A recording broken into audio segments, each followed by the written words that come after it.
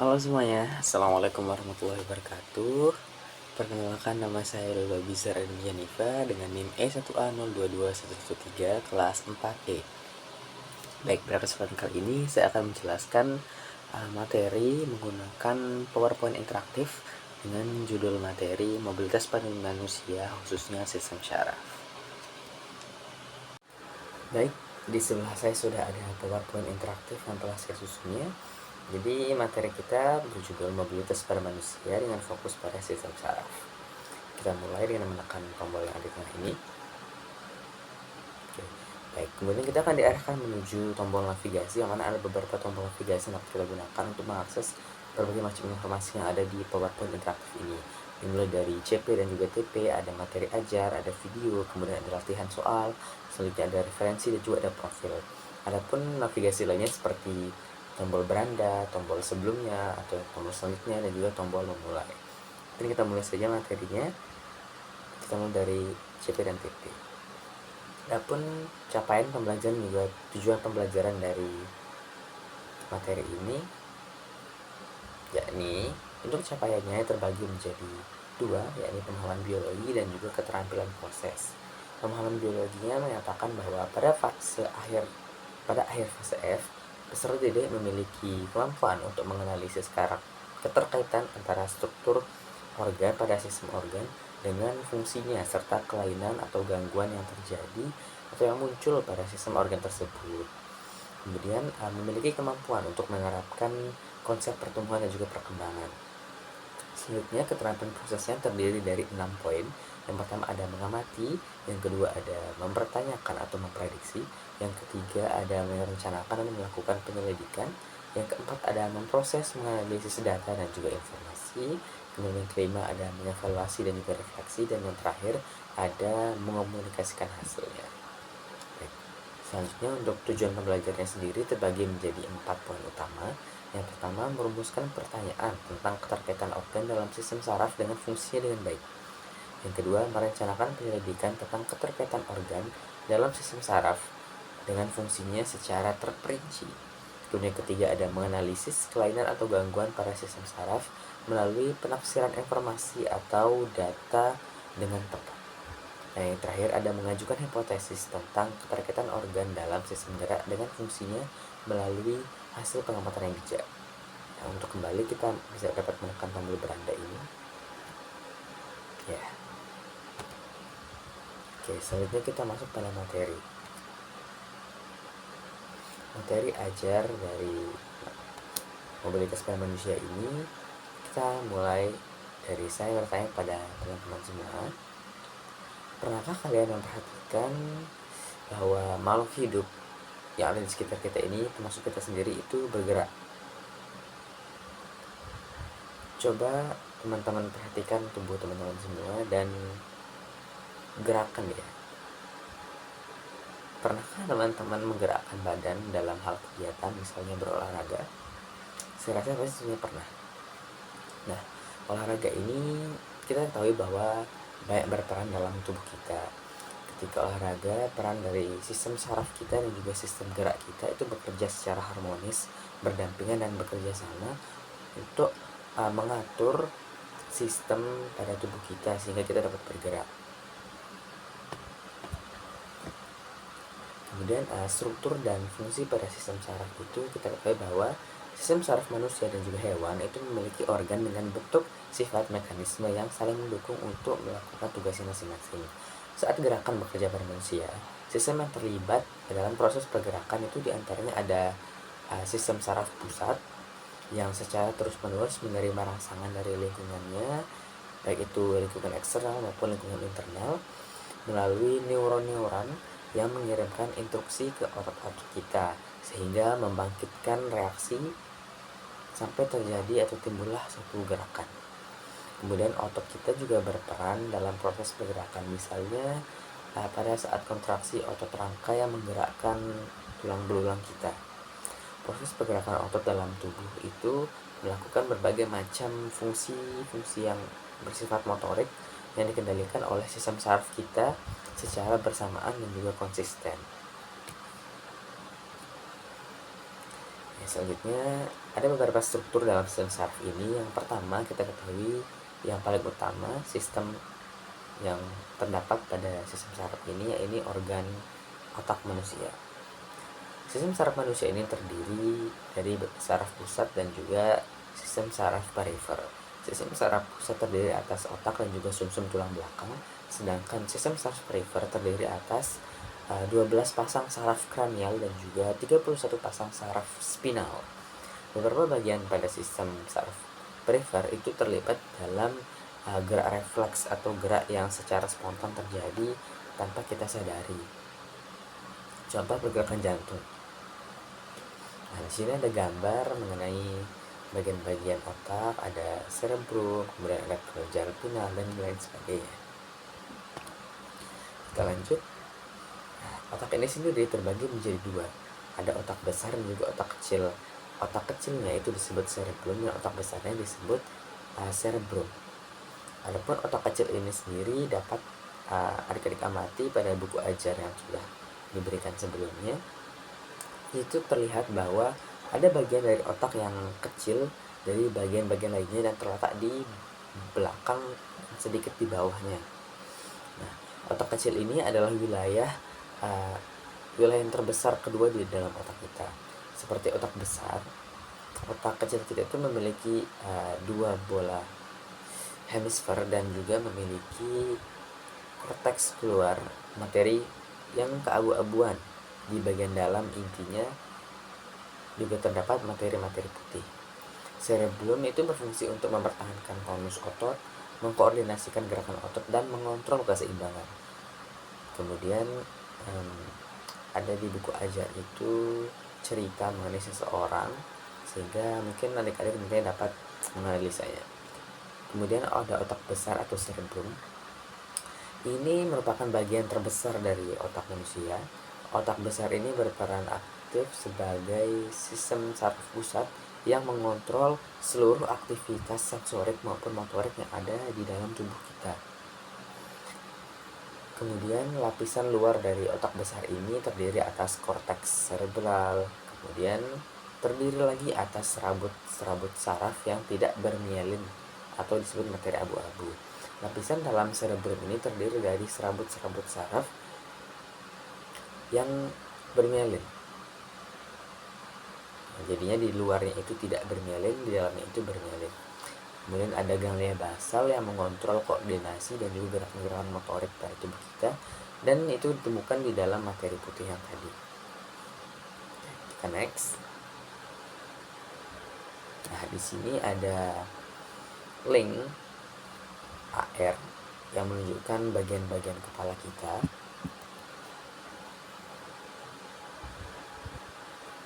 Mungkin rekan-rekan saat kita buka linknya ini akan menampilkan simulasi otak kita secara 3D. Nah,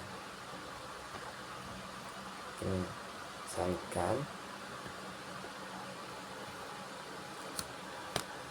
Oke, setelah itu ada struktur dan fungsi dalam sistem saraf manusia.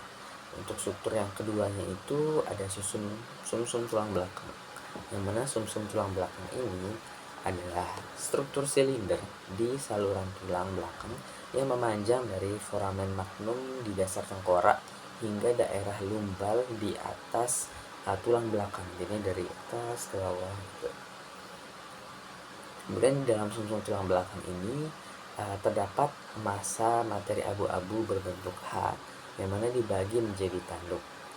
Tanduk terutama terdiri dari badan sel neuron, kemudian badan sel di dua tanduk di bagian dorsal atau posterior terutama menyampaikan sensasi, kemudian badan sel di dua tanduk ventral atau anterior itu berperan dalam aktivitas motorik sadar dan refleks materi putih yang mengelilingi tanduk. Materi putih ini terdiri dari serabut saraf bermielin yang dikelompokkan dalam kolom vertikal atau traktus, yakni kumpulan serabut saraf.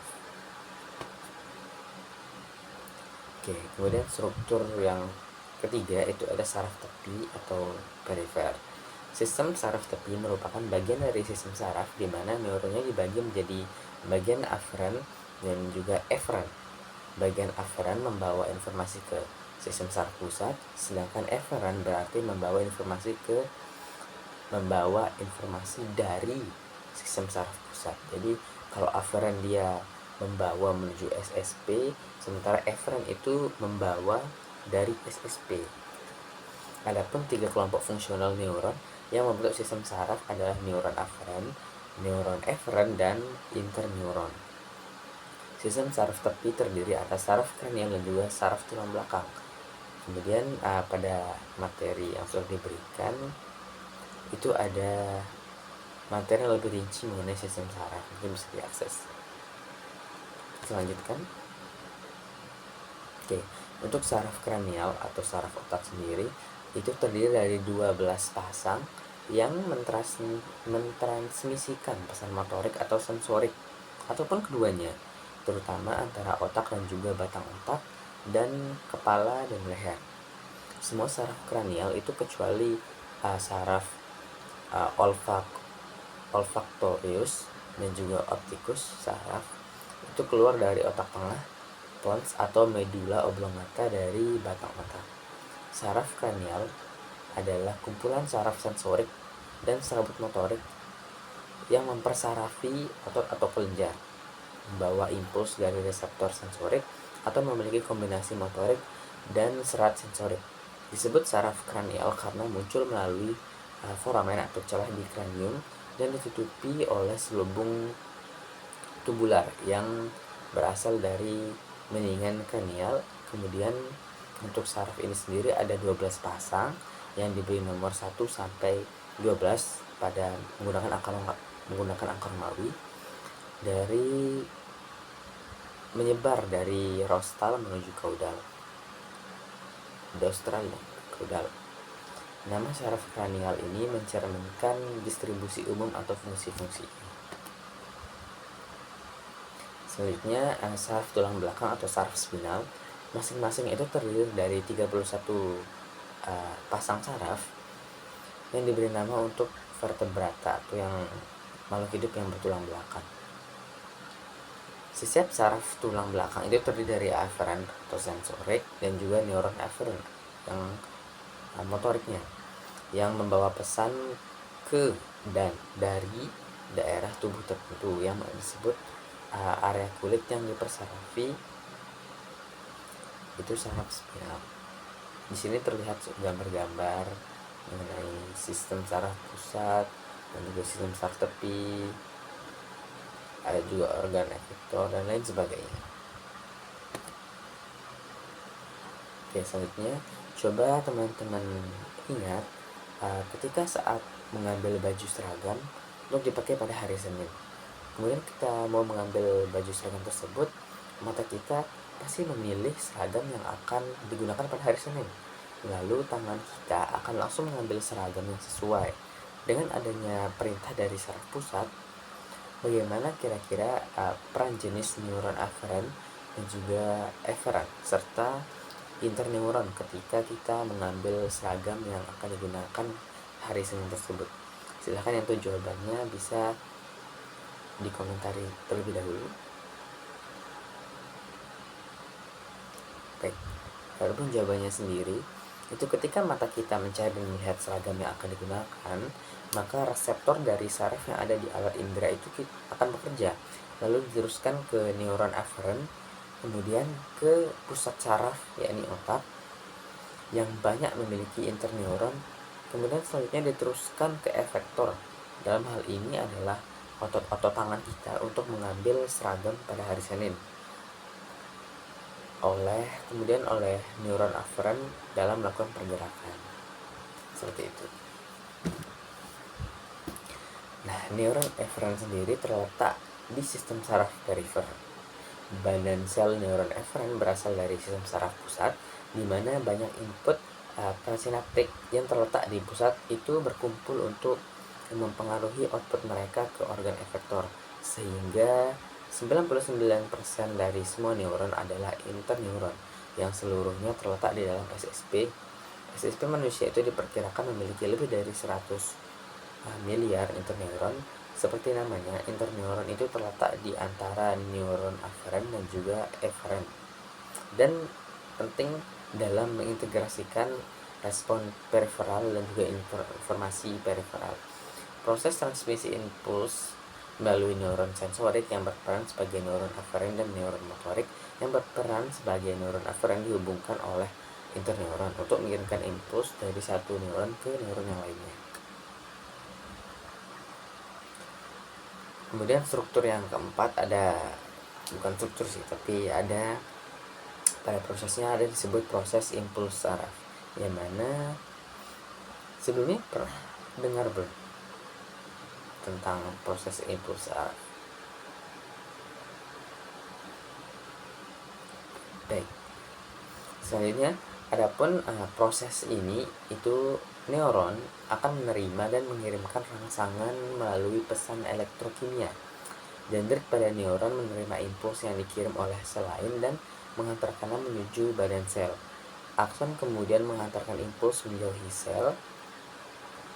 Itu terjadi begitu cepat sehingga sentuhan pada kulit kita tuh cepat terasa. Proses selanjutnya, ketika impuls mencapai ujung akson, maka akan merangsang vesikel sinaptik di terminal akson presinaptik. Substansi neuron transmitter kemudian dilepaskan ke celah sinaps antara neuron. Zat ini berdifusi melewati celah sinaps dan bergerak masuk ke neuron yang lain melalui membran neuron postsinaps. Proses perpindahan neurotransmitter akan mempengaruhi kecepatan perjalanan impuls yang bergerak ke postsinaps. Rangsangan ini merupakan segala sesuatu yang mengalami perubahan yang dapat mempengaruhi polaritas sel saraf. Misalkan perubahan intensitas cahaya, zat kimiawi yang menguap dan sampai pada reseptor di hidung, perubahan tekanan pada kulit, perubahan suhu, dan lain sebagainya. Rangsangan dapat bersifat kimiawi maupun fisik. Namun semuanya ketika sedang mencapai sel saraf maka akan dirubah menjadi impuls atau listrik. Kemudian impuls itulah yang akan menjalar dari satu sel saraf ke sel yang lainnya. Kemudian di situ terlihat gambar-gambar yang mana pada kondisi normal potensial aksi neuron seperti yang sudah ditunjukkan di gambar tersebut merupakan sebuah kondisi normal. Ada kalanya dalam perjalanan impuls atau potensial aksi mengalami gangguan atau kelainan pada beberapa kasus mobilitas yang tidak normal. Salah satunya adalah epilepsi. Epilepsi itu kelainan kronik yang dicirikan oleh serangan mendadak dan berulang-ulang, yang mana disebabkan oleh impuls berlebihan dari sel-sel saraf dan di dalam otak kita. Kemudian serangan dapat berupa sawan atau hilang kesadaran dalam beberapa saat, kemudian gerak atau sensasi aneh di bagian tubuh tertentu, tingkah laku kita menjadi aneh, dan terjadi gangguan secara emosional. Serangan epilepsi ini umumnya berlangsung hanya 1-2 menit, kemudian diikuti oleh kelemahan, kebingungan, atau kekurang tanggapannya atau linglung seperti itu. Ya, kemudian yang materi terakhir itu ada lengkung refleks, yang mana pernahkah kita terpeleset? Tentunya saya rasa semua dari kita pernah merasakan terpeleset. Lalu pada saat itu kita menahan dan menopang badan kita menggunakan tangan sebelum terjatuh. Bagaimana hal tersebut terjadi kira-kira? Tentunya hal ini tuh berkaitan dengan mekanisme lengkung refleks. Adapun mekanisme gerakan yang melibatkan proses lengkung refleks ini terbagi menjadi lengkung refleks yang mana transmisi impuls sensoriknya itu menuju neuron motorik melalui dorsal akar. Neuron motorik akan memberikan impuls ke otot atau kelenjar dalam menghasilkan respon atau tanggapan dari rangsangan. Kemudian respon refleks itu terjadi secara otomatis, tidak selalu melibatkan otak untuk memperlancar proses tubuh. Saraf tulang belakang yang memiliki kedua sensorik dan juga bagian-bagian motorik itu memfasilitasi refleks tendon bagian dalam secara tidak sadar ketika terjadi kontraksi otot setelah mengalami peregangan singkat yang disebabkan oleh pemukulan pada tendon. Refleks superficial yaitu refleks penarikan yang ditimbulkan oleh rangsangan berbahaya atau taktil pada kulit atau selaput lendir pada bayi seperti refleks awal yang mendasar. Itu dia materi terkait dengan mobilitas pada manusia bagian sistem saraf. Kemudian di sana sudah saya masukkan video pembelajaran, beberapa video pembelajaran dapat diakses. Ada bagian-bagian fungsi otak, kemudian ada juga aktivitas neuron di otak, sehingga untuk lebih memahami pemahaman mengenai mobilitas pada manusia, khususnya sistem saraf ini. Kemudian di situ juga terdapat beberapa latihan soal yang saya letakkan, dimulai dari latihan soal menggunakan soal terbiasa, soal hanya esai yang terdiri dari 3 soal, dan kemudian ada latihan soal dalam bentuk game show quiz word wall, lalu ada latihan soal dalam bentuk multiple choice atau pilihan ganda yang berbasis quizzes, lalu ada soal esai yang juga berbasis quizzes. Kemudian selanjutnya untuk referensi sendiri saya menggunakan 2 referensi, yakni buku biologi SMA kelas 11 untuk siswa dari Kemdikbudristek tahun 2022 dan juga buku biologi panduan guru untuk kelas 11 SMA kelas 11 yang juga terbitan dari Kemdikbudristek tahun 2022. Nah, adapun terkait dengan profil ini sudah dapat diakses. Sini tertera nama profil dari penyusunnya, mulai dari nama, NIM kelas, mata kuliah, dan juga prodinya. Ya, itu dia tadi materi terkait dengan PowerPoint interaktif yang telah saya susun. Terima kasih sudah menonton, kurang lebihnya mohon maaf. Akan saya akhiri. Wassalamualaikum warahmatullahi wabarakatuh. Bye.